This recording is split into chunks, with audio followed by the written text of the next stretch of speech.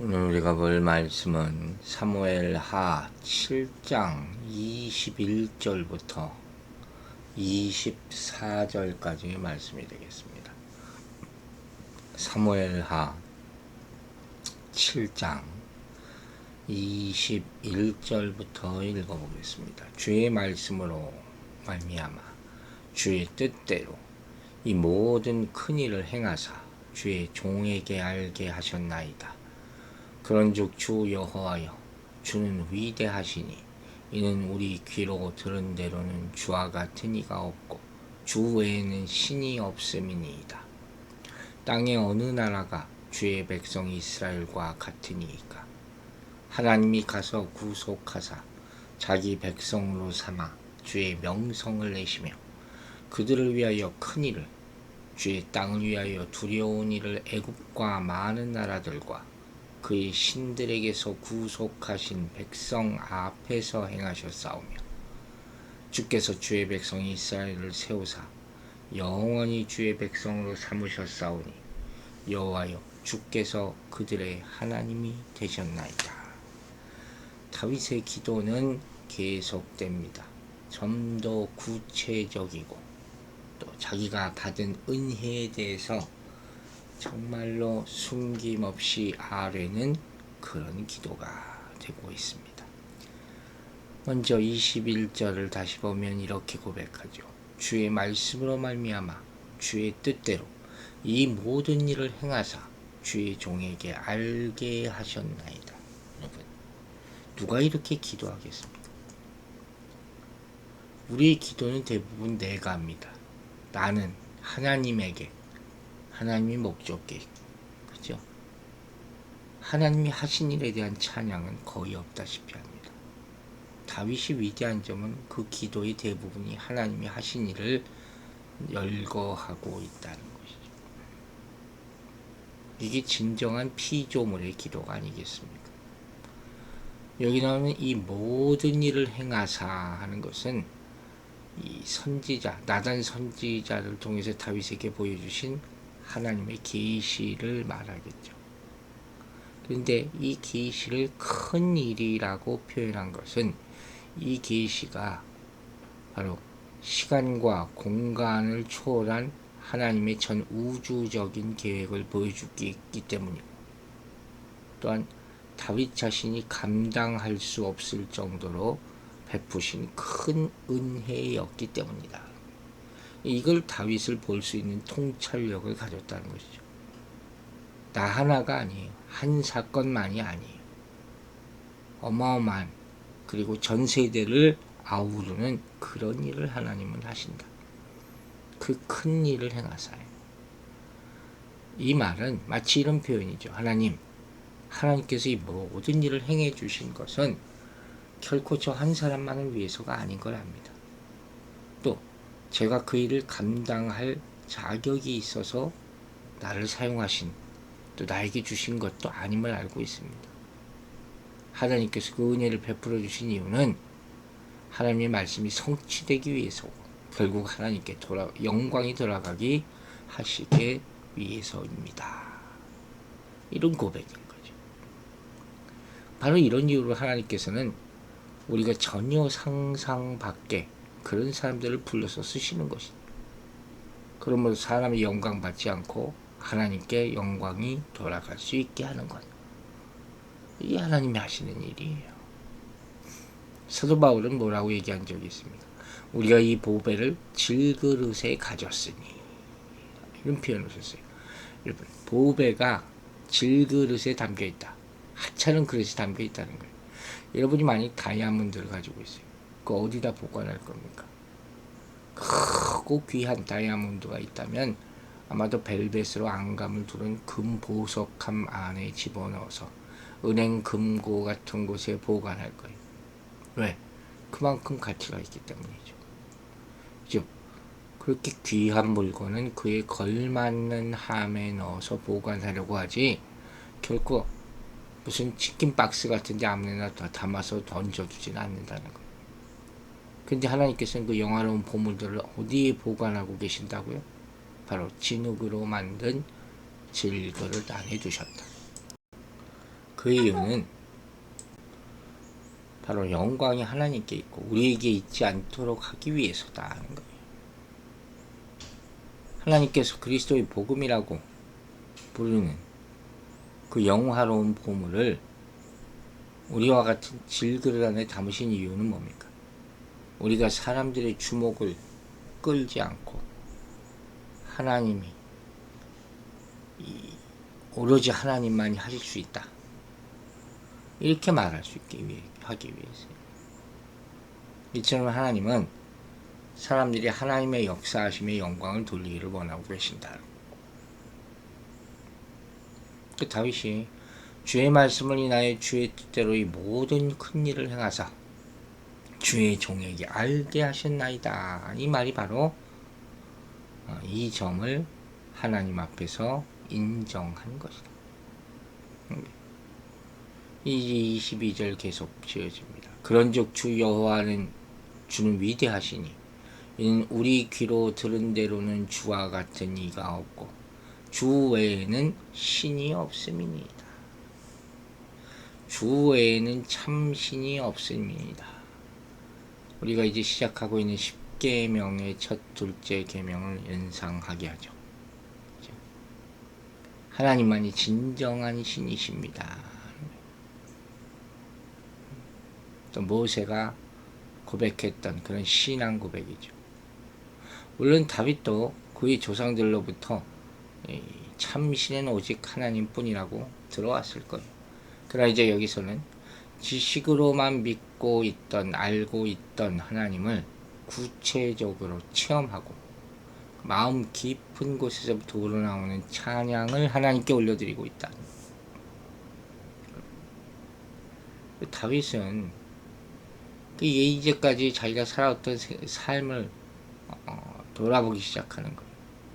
어렸을 때 들에서 양치면서 자신을 왕이 되게 하고 또 자신의 집에 있을 멀 장래일까지 알게 하신 하나님의 놀라운 은총을 찬미하고 이제 시야를 넓혀서 이스라엘 민족 전체를 향한 하나님의 위대하심을 찬미하기 시작한 것이죠. 이렇게 그가 여호와의 위대하심을 찬미할 수밖에 없는 이유는 여호와 하나님과 같은 이가 또 있다는 말을 들어본 적도 없고 여호와 하나님 외에 다른 참신이 있다는 말도 들어본 적이 없기 때문이다 하는 것이죠. 그래서 분명히 여호와 하나님만이 유일한 신이시고 하나님 외에는 다른 신이 없다, 이렇게 말하고 있는 거예요. 하나님께서는 이 동일한 말씀을 자신에 대해서 또 하신 적이 있죠. 바로 선지자 이사야 시절에 하나님께서는 이 거짓 선지자들에게 말씀하시기를 하나님은 나 혼자니 다른 신이 있음을 내가 알지 못하노라, 이런 말씀을 하셨죠. 옛날에는요, 여러분, 자기 자신이 막 하나님 같은 존재다 하는 그런 생각하는 사람 다 정신병원 보냈어요. 그런 사람이 있었어요. 근데 요새는요, 그런 생각이 마치 유행처럼 아주 사람들 사이에 번져 있어요. 자기 지식을 뽐내고 자기가 왕이다, 하나님이다, 전지하다. 이런 사람들은 결국 어떻게 되는 거냐면 바로 적그리스도가 세상에 나타나서 자기를 하나님이라 하면서 자기에게 경배하라 이런 명령을 할 때 그 사람들을 따라갈 준비하는 것과 똑같은 거예요. 사람들이 다 그런 우상을 섬기게 점점 만들어버리니까 옛날같이 분별이 안 된단 말이에요. 하지만 지금 다윗은 분명히 뭐라고 합니까? 하나님은 한 분이시고 하나님 외에는 다른 신은 없다. 여러분, 우리가 그리스도를 알아야 될 리가 바로 여기 있는 거예요. 우리가 지식에 넘치는 그리스도의 사랑의 깊이와 높이를 더 알게 될수록 감사의 깊이도 더욱더 깊어질 줄로 믿습니다. 여러분, 하나님께 감사하며 기도하시기 바랍니다. 기도 가운데 감사가 얼마나 차지합니까? 또 무엇에 감사합니까? 혹시 여러분이 바라는 것, 그것이 이루어지는 기준으로 말미암아 그 성취 여부를 감사하고 있는 것 아닙니까? 만일 그렇다면 소원이 이루어지지 않을 때는 어떨 거예요? 그건 불평하고 원망할 거 아닙니까? 즉 소원 성취 여부에 따라서 감사하는 것을 잘못된 거예요. 데살로니가전서 5장에서 뭐라 했습니까? 범사에 감사하라. 이것이 그리스도 예수 안에서 너희를 향하시는 하나님의 뜻이니라 그랬어요. 십자가를 생각하면 감사가 나올 수밖에 없어요. 그때 심령이 감사로 충만하게 채워질 것입니다. 이제 23절 봅니다. 땅의 어느 나라가 주의 백성 이스라엘과 같으리이까? 하나님이 가서 구속하사 자기 백성으로 삼아 주의 명성을 내시며 그들을 위하여 큰 일을 주의 땅을 위하여 두려운 일을 애국과 많은 나라들과 그의 신들에게서 구속하신 백성 앞에서 행하셨사오며. 또 이 내용은 뭡니까? 다윗이 하나님을 찬양하는 분명한 역사적 근거를 보여주는 것이죠. 이유가 있어. 여기서 다윗은 과거 하나님이 이스라엘을 어떻게 인도하시고 세우셨는가, 그것을 회상하며 그의 은혜를 지금 묵상하고 있다는 것이죠. 땅의 어느 나라가 같으리까? 여기서 강조하는 말은 뭐냐면 이스라엘이 위대하다는 것이 아니라 이스라엘을 위대하게 하신 하나님의 은총을 지금 찬양하는 거예요. 즉 다윗이 말하는 바는 뭐냐? 그 어떤 나라도 이스라엘이 하나님께로부터 받은 은총을 누리지 못하였다. 그죠? 그 사실이죠. 특권을 받은 건 사실이에요. 그러니까 그걸 감사를 해야 되는데 이스라엘이 자랑만 하고 있다 그랬잖아요.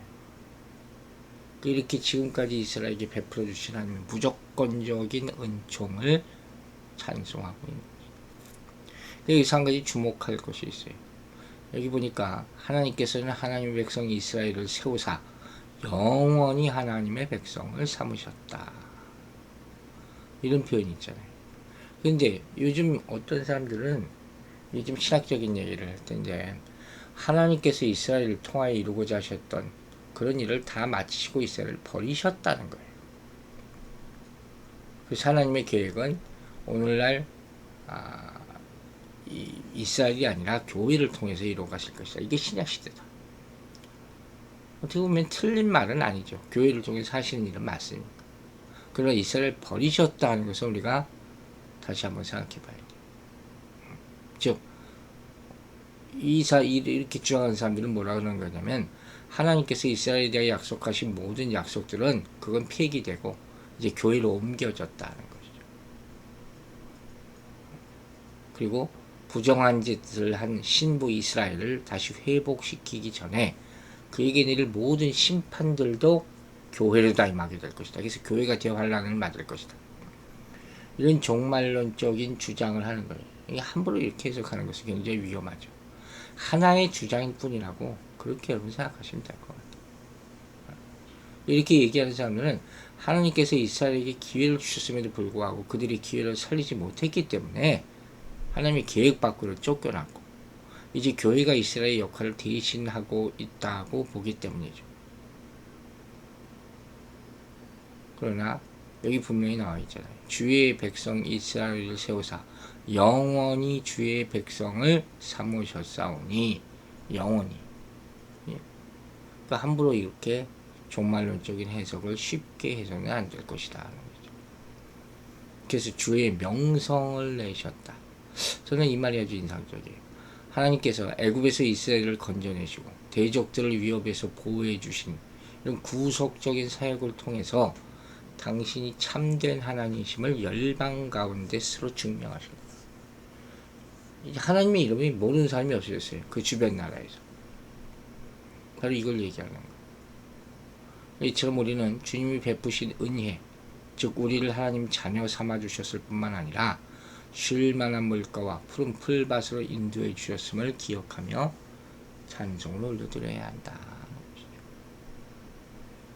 그 당시에도 애굽의 신들이 얼마나 많았습니까? 많이 알려진 신들이 또 있었고 또 능력이 있다고 여겼고. 그러니까 이스라엘 백성들을 이끌어내신 이 출애굽 사건은 애굽에 대한 승리일 뿐만 아니라 애굽의 신들에 대한 승리다 하는 것이죠. 다른 신들은 하나님 앞에서는 아무것도 아니다.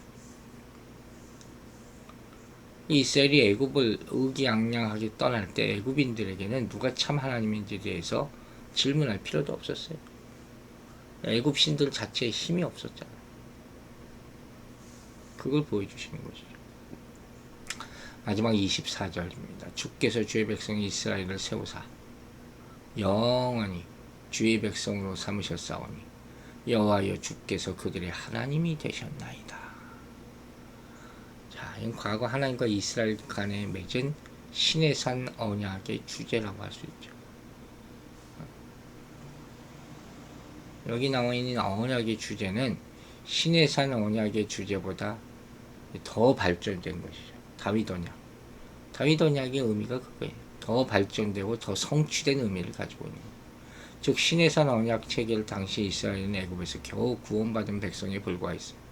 그것도 대단한 것이지만 이제 다윗 언약이 수여된 시점에서는 모든 대적들을 물리친 통일 국가이고 공의와 사랑으로 통치되는 성숙된 신정 국가를 이루고 있다는 것이죠. 그뿐만 아니라 시내산 언약에서는 이스라엘이 범죄할 경우 반드시 형벌받으리라 이렇게 명시되어 있지만 다윗 언약에서는 이스라엘이 범죄할지라도 하나님께서는 사랑의 징계로서 인도하시겠다는 단계로 발전되어 있고, 그러니까 이런 다윗의 고백은 단순한 시내산 언약에 대한 회상이 아니라 그 언약을 다윗의 통치하에서 더욱 발전시키고 구체화한 하나님의 은혜의 역사를 감사하게 고백하는 것이다. 우리가 이렇게 말할 수 있는 거예요. 여러분, 하나님께 받은 언약이 있습니까? 그 언약이 성취되기까지 더 발전되기를 바랍니다. 하나님께 기도하고 있습니까? 구하는 것보다 먼저 감사하기를 바랍니다. 그래서 이를 통하여 하나님께 영광 돌리게 되기를 주의 이름으로 축원합니다. 기도하겠습니다. 아버지 하나님 감사합니다. 오늘 이 아침에도 우리를 깨우신 이유는 주께 먼저 찬양과 영광을 돌리기 위함인 줄로 믿습니다. 우리 10년 가운데 우리 과거를 돌아볼 때 아픈 과거가 아니라 하나님께서 인도해 주신 과거, 구원해 주신 모든 일들을 먼저 깨닫게 해주시고 그를 통해 찬양하며 오늘 이르기까지 믿음을 굳건하게 하신 모든 일들, 우리를 고치시고 우리를 살리신 일들을 찬양하게 하여 주시옵소서. 그래서 우리가 더욱더 굳건한 믿음에 서 있음을 하나님 앞에 보이게 하여 주시고 세상 앞에 나타나고 증거하게 하여 주시고 그로 말미암아 하나님이 세상 어떤 우상과도 비교할 수 있는 위대한 존재임을 선포할 수 있는 믿음을 허락하는 이 시간 되게 하여 주시옵소서. 오늘도 병중에 있는 연약한 하나님의 자녀를 축복하여 주시고 갈수록 힘이 생기게 하여 주시고 또 하나님 앞에 더욱더 내려놓고 또 하나님 앞에 더욱 회개하며 주가 앞길을 인도해 주시기만을 구하는 그 믿음을 허락하여 주시옵소서. 오늘 우리 인생의 모든 삶이 주께 있음을 고백하오며 감사드리며 예수 그리스도의 이름으로 기도했습니다. 아멘.